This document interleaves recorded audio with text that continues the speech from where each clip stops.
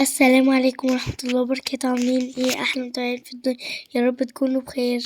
متنسوش تصلوا على النبي عليه أفضل الصلاة والسلام. ندخل على طول على الوصفة. 5 كوبايات دقيق،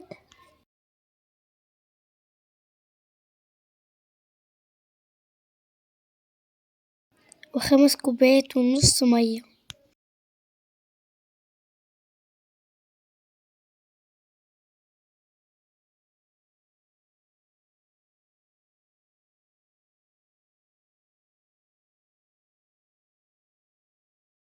كيس فانيليا، ونص معلقة صغيرة سكر، ومعلقة صغيرة ملح. هنضربهم كويس مع بعض لحد ما يختفي كل الدقيق.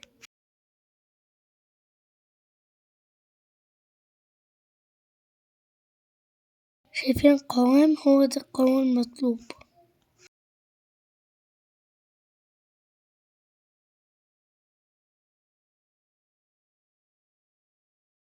هضيف 3 معالق زيت،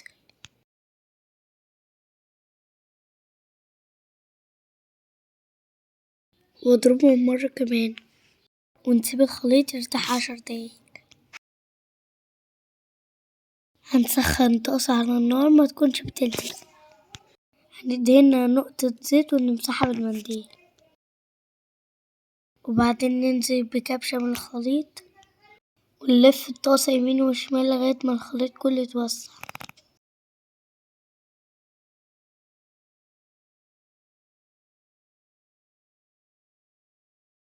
هنلاحظ الرغيف بقى يطلع من الأطراف.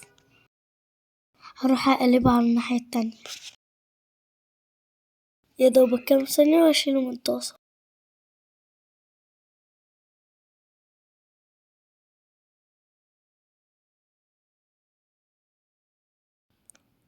هعمل واحد تاني معاكم عشان تشوفوا الطريقة.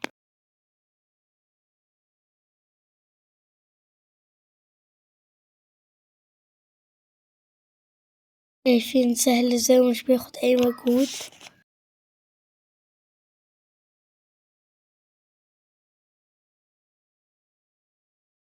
هنخلص كل الكمية بنفس الطريقة.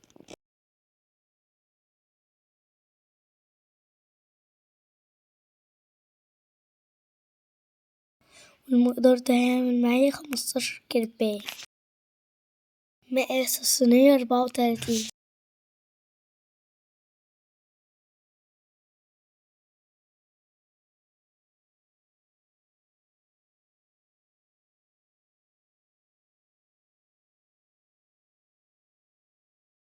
هنا النور كان قطع وطلعت أصور في الشباك. العجينة طرية جدا ومظبوطة. اتبعوا المقادير دي وانتوا مش هتغيروها أبدا.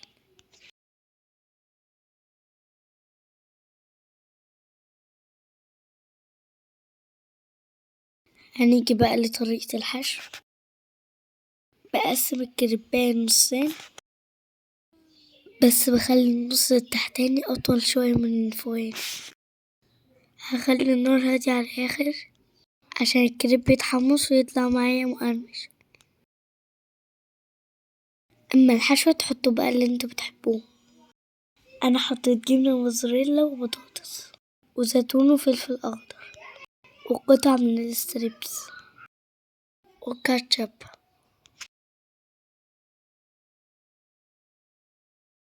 وأول ما العيش يتحمص من الناحية اللي من تحت هبدأ أطبقه مثلث. دي أفضل طريقة عشان تاكل كريب مقرمش.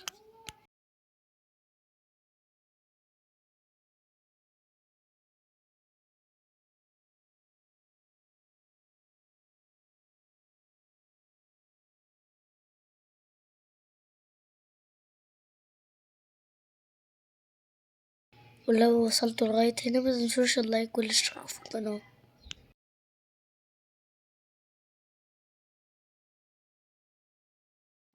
واستنوني في قصة جديدة، والسلام عليكم ورحمة الله وبركاته.